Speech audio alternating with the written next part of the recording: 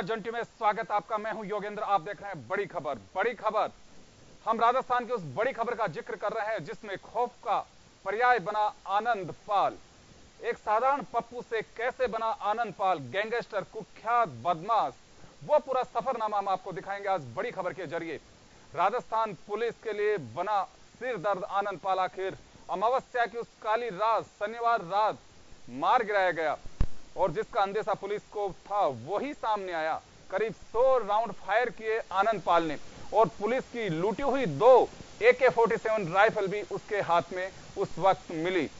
दहशत का अंदाजा इसी से लगाया जा सकता है कि जब आनंद पाल को मालासर के उस गांव में ढेर कर दिया गया, बावजूद उसके भी पुलिस काफी देर तक उस मकान में नहीं घुस पाई और इसी खौफ का अंत हुआ। लगातार उससे संपर्क किया जा रहा था लेकिन हमेशा पुलिस को चकमा देकर के वो फरार हो जाता।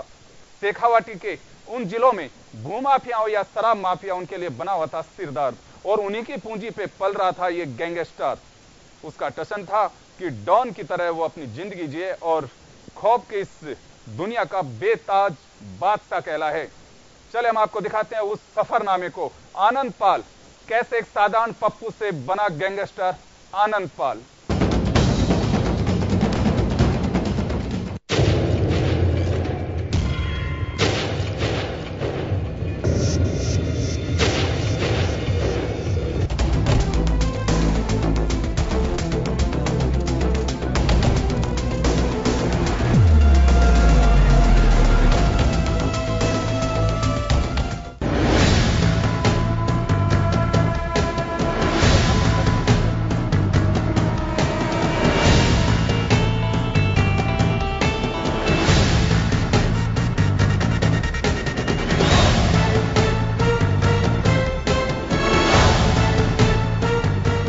आनंद पाल की कहानी किसी फिल्मी पटकथा से कम नहीं है।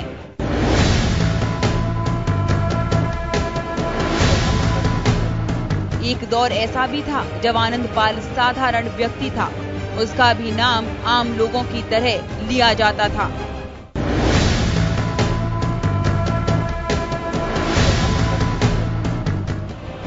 और एक सादा जीवन व्यतीत करता था। लेकिन बदलते दौर के साथ आनंद पाल सिंह के जीवन में भी बदलाव आया और वो अपराध के दलदल में धंसता चला गया।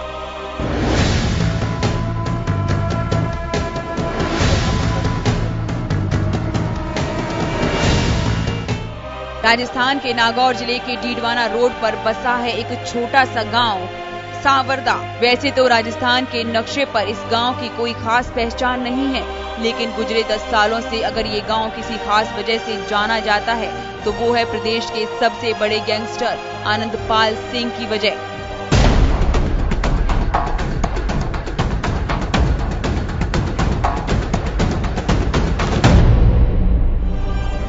इसी गांव में ठाकुर हुकुम सिंह के घर आनंद पाल सिंह ने जन्म लिया था। आनंद पाल सिंह को घर और गांव में सब पप्पू कहकर बुलाते थे। उसका बचपन गांव की गलियों में ही बीता। पढ़ाई में भी वो काफी होशियार था। इसी के चलते आगे की पढ़ाई के लिए वो 1988 और 89 में लाडनू चला गया। वहां से 12वीं तक की पढ़ाई करने के बाद उसने डीडवाना के बांगड़ कॉलेज में दाखिला लिया। यहाँ से उसने स्नातक की पढ़ाई की। बाद में शिक्षक बनने के लिए उसने बैचलर ऑफ एजुकेशन की डिग्री भी प्राप्त की।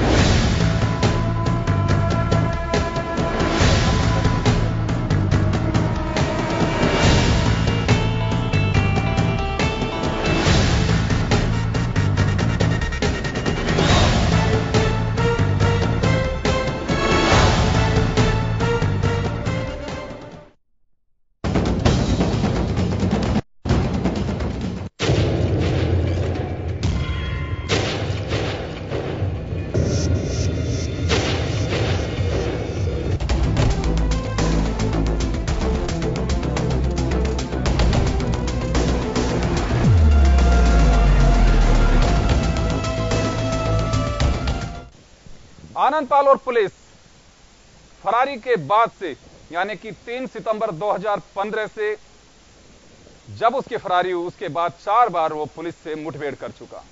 पुलिस के 2 जवान इस मुठभेड़ में शहीद भी हुए, लेकिन वो हर बार पुलिस को चकमा देकर के फरार हो जाता था।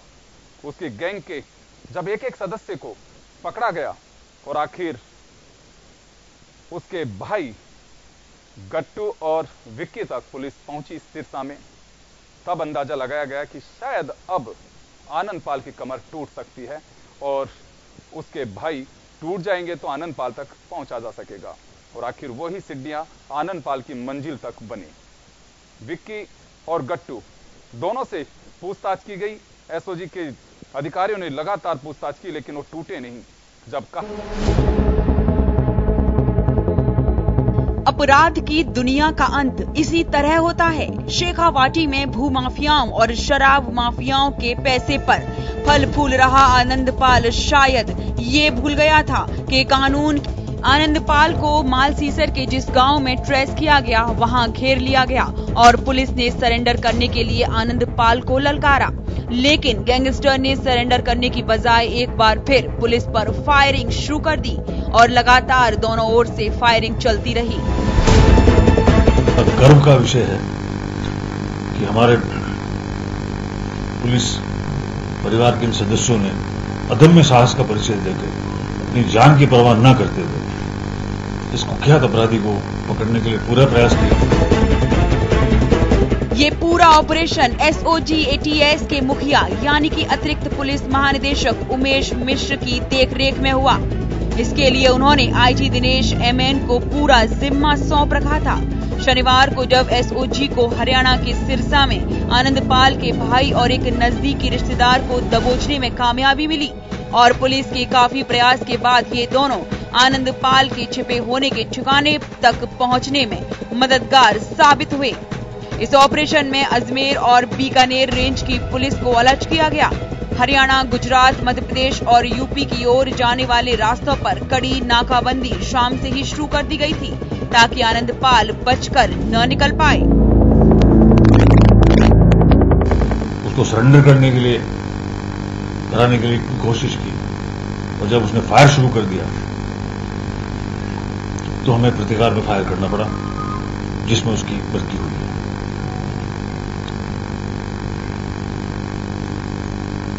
अब जब इन्वेस्टिगेशन पूरा आगे बढ़ेगा तब सारी चीजों को खुलासा होगा कि किस किस के पास रहा, किस किस ने इसको शरण दी, कि इसका क्या प्रेशर देने में रोल रहा है।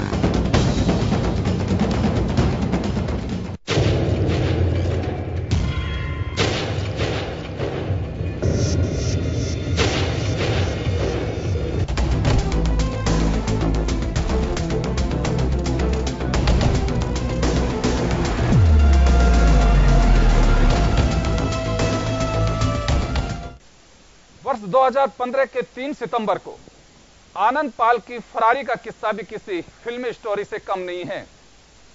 जब वो डीडवाना पेशी पे गया और उसी दौरान चालानी गार्ड और जेल के कर्मचारी जो थे उन्हें नशीले मिठाइयां खिला करके वो फरार हुआ। अक्सर यह सुनाई में तो आता है कि फिल्मों में किसी को पुलिसकर्मियों को कुछ लालच दिया जाता है, उन्हें नशीली मिठाई खिला दी जाती है और अपराधी फरार हो जाते हैं, लेकिन वो इसी तरह से पूरे घटनाक्रम को अंजाम दिया और इसमें जो पुलिसकर्मी उसके साथ कमांडो की तरह थे वही उसके सहयोगी बने।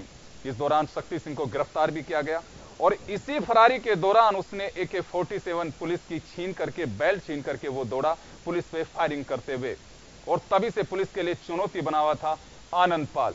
जैसे लगातार बताया जाता है कि आनंद पाल बुलेट प्रूफ जैकेट, खतरनाक वेपन्स इनको रखने का शौक था और जब एक बार उसे पकड़ने की कोशिश की गई थी तो एक गाड़ी में एक डॉन की मिस्ट्री, ये एक पुस्तक भी मिली थी जो बताया जाता है कि दाऊद इब्राहिम पर लिखी हुई वो थी। वो अपने आप को एक डॉन की तरह साबित करना चाहता था और अपराध की दुनिया का बेताज बादशाह कहलाना चाहता था। लेकिन फिलहाल सुनिए कि किस तरह से फरार हुआ था 3 सितंबर 2015 को आनंद पाल।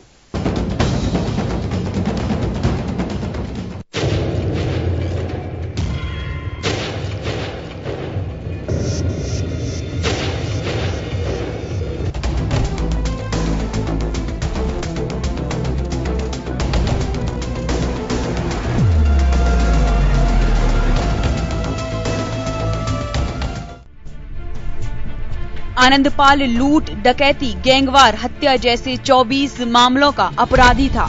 ऐसे मामलों में राजस्थान की पुलिस को मोस्ट वांटेड क्रिमिनल आनंदपाल की तलाश थी। आनंदपाल 2006 से अपराध जगत में शामिल हुआ। 2006 में उसने राजस्थान के डीडवाना में जीवन राम गोदरा की गोलियों से भूनकर हत्या कर दी थी। गोदारा की हत्या के अलावा आनंदपाल के नाम डीडवाना में ही 13 मामले दर्ज थे, जहां 8 मामलों में कोर्ट ने आनंदपाल को भगोड़ा घोषित किया था। सीकर के गोपाल फोगावट हत्याकांड को भी आनंदपाल ने ही अंजाम दिया था। गोदारा और फोगावट की हत्या करने का मामला समय समय पर विधानसभा में भी गूंजता रहा है। साल 2006 में अपराध की दुनिया में रखा था कदम। हत्याएं, लूट, अपहरण और धमकाने के 28 मामले थे दर्ज।